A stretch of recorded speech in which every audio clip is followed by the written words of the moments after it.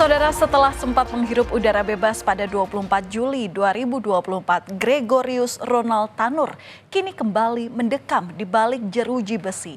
Mahkamah Agung mengabulkan kasasi yang diajukan oleh Jaksa Penuntut Umum atas putusan bebas Ronald Tanur. Ronald Tanur secara sah dan meyakinkan melakukan penganiayaan yang menyebabkan kematian kekasihnya sehingga dijatuhi hukuman 5 tahun penjara. Namun perjalanan kasus yang menjadi sorotan publik ini penuh lika-liku, bahkan beraroma suap.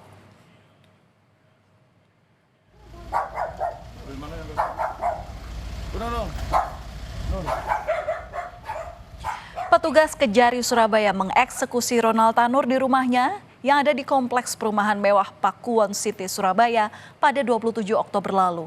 Petugas langsung menyuruh Ronald Tanur yang sedang santai di rumah untuk berkemas.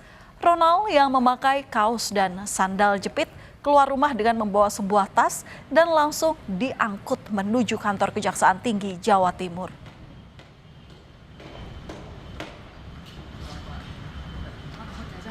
Sempat melepas rompi merah usai divonis bebas sebelumnya, Ronald Tanur kini kembali memakai rompinya lagi. Rompi merahnya kembali dipakai.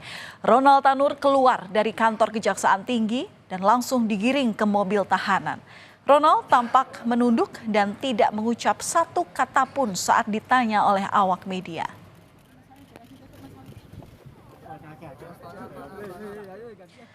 Usai ditangkap di kediamannya yang ada di Surabaya Timur, Gregorius Ronald Tanur langsung dijebloskan ke rumah tahanan kelas 1 Madaeng, Surabaya.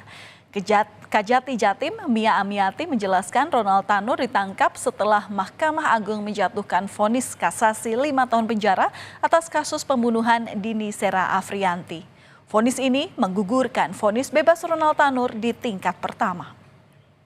Kami tempatkan dia di sel pengenali, yaitu masa pengenali atau admisi orientasi. Dia akan berada di situ sekitar 7 hari. Dalam pelaksanaannya, dia akan diperlakukan sama seperti pada warga binaan lainnya. Setelah menjalani masa pengenalan lingkungan, kami akan turunkan ke blok untuk menempatkan kamar. Jadi tidak. Kejaksaan Tinggi Jawa Timur saat itu memastikan kalau Ronald Tanur masih berada di Indonesia dan telah dicekal untuk pergi ke luar negeri selama 6 bulan.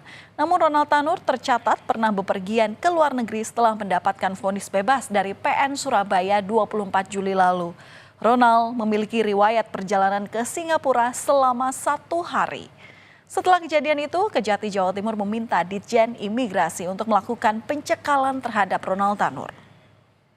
Menurut catatan dari Ditjen Imigrasi, pada saat setelah putus persidangan, yang bersangkutan pernah sempat ke luar negeri, cuma kembali. Dia tidak ada keinginan mereka ini, tapi mungkin dia punya kesibukan bisnis atau apapun di dalam pertimbangan kita. Tapi kan hak dia sebelum ada pencekalan. Maka untuk itu kami segera melakukan pencekalan. Alhamdulillah dengan diberi bantuan oleh Ditjen Imigrasi semua berjalan lancar, dicekal. Keluar negerinya kemana, Bu? Singapura, tapi hanya 1 hari kembali ke sini. Saudara, pria bernama lengkap Gregorius Ronald Tanur ini sempat menghirup udara bebas. Namun vonis bebas atas kasus tewasnya Dini Sera dianulir oleh Mahkamah Agung. MA menjatuhkan hukuman 5 tahun penjara terhadap Gregorius Ronald Tanur pada tingkat kasasi. Yang artinya putusan MA ini sekaligus membatalkan putusan bebas yang dijatuhkan Majelis Hakim Pengadilan Negeri Surabaya terhadap Ronald Tanur pada pengadilan tingkat pertama. Usut punya usut, saudara, vonis bebas Ronald Tanur tidaklah gratis. Kejaksaan Agung menemukan dugaan aliran dana kepada para pengadil kasus Ronald Tanur untuk mengucapkan vonis bebas di meja hijau. Bukan hanya melibatkan 1 orang, 3 hakim sekaligus yang diduga menerima suap dan gratifikasi. Di tengah kondisi ekonomi yang sedang lesu, justru ada aliran dana yang bernilai fantastis. Temuan ini sekaligus membuka tabir adanya permainan uang di tubuh sang pengadil. Nama Erin Tuah Damanik, Heru Hanindyo, dan Mangapul merupakan hakim yang memutus bebas Ronald Tanur. Ketiganya ditangkap dan langsung dibawa ke gedung Kejaksaan Tinggi Jawa Timur. Ketiganya diduga menerima suap dan atau gratifikasi terkait penanganan perkara tindak pidana umum di Pengadilan Negeri Surabaya atas nama terdakwa Ronald Tanur. Sementara di Jakarta, Kejaksaan juga menangkap satu orang berinisial LR yang berprofesi sebagai pengacara. LR ini diduga sebagai pemberi suap dan atau gratifikasi penyelidikan atas kasus ini yang sudah dimulai sejak muncul kecurigaan terhadap vonis bebas Ronald Tanur di tengah publik. Hanya ketempatan harus melaksanakan kegiatan memfasilitasi teman-teman yang sedang melaksanakan kegiatan pemeriksaan, di mana dalam pengamanan terhadap 3 orang yang diduga menerima suap gratifikasi terkait perkara yang berkaitan dengan penanganan perkara atas nama Ronald Tanur. Jadi sudah ada 3 orang dan sudah diperiksa, sedang dilaksanakan pemeriksaan di Kejaksaan Tinggi Jawa Timur oleh tim dari Kejaksaan Agung. Selain menangkap 3 hakim, Kejaksaan Agung juga menyita sejumlah uang tunai dari 6 lokasi penggeledahan yang mencapai 20 miliar rupiah. Kejagung menemukan barang bukti berupa uang tunai senilai 97.500.000 rupiah, 32.000 dolar Singapura dan 35.000 lebih ringgit Malaysia di apartemen Ketua Majelis Hakim Erin Tuah Damanik di Surabaya. Kejagung juga menemukan uang sebesar 6.000 dolar Amerika dan 300 dolar Singapura dari kediaman Erin Tuah Damanik yang ada di Semarang. Lalu di apartemen anggota Majelis Hakim Mangapul, Kejagung menemukan uang tunai senilai 21.400.000 rupiah. Kejagung juga menyita uang tunai berupa pecahan uang asing senilai 32.000 dolar Singapura. Kemudian bergeser ke anggota Majelis Hakim Heru Hanindyo. Kejagung menyita uang tunai senilai 104 juta rupiah, 2.200 dolar Amerika, 9.100 dolar Singapura, dan 100.000 yen di apartemen Hakim Heru Hanindyo di Surabaya. Selain menangkap 3 hakim, Kejagung juga menangkap pengacara Ronald Tanur, yakni LR atau Lisa Rahmat.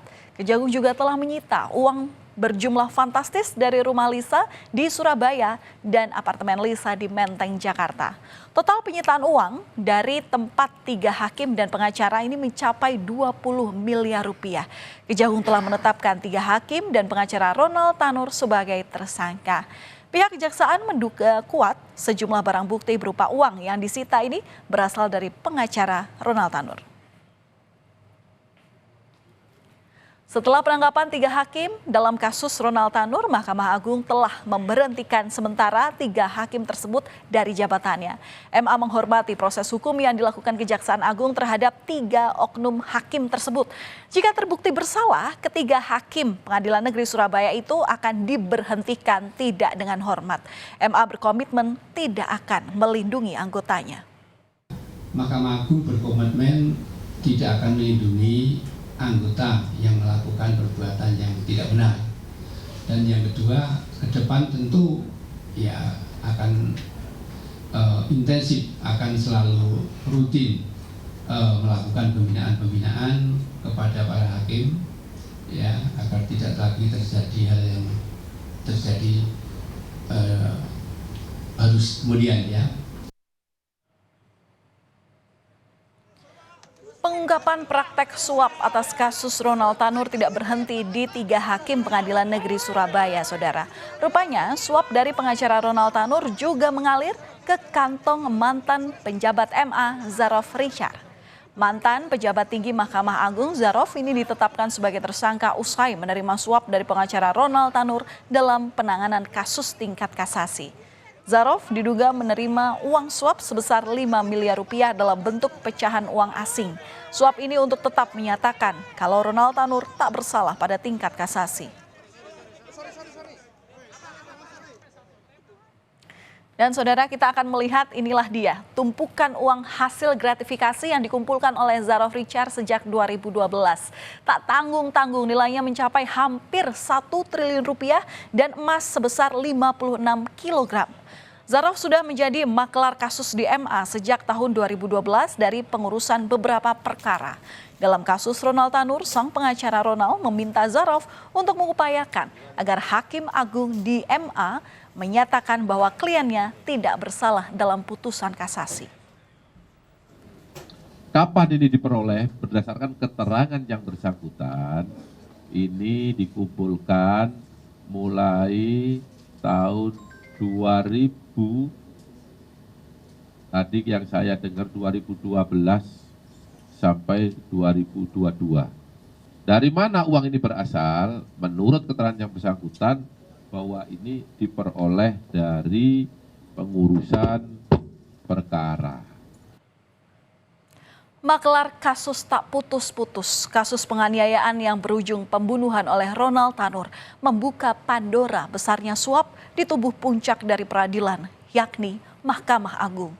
MA sebagai peradilan tertinggi masih dipengaruhi oleh maklar-maklar kasus. Di manakah ada keadilan di Indonesia jika puncak dari lembaga peradilan itu sendiri ada gurita suap di dalamnya?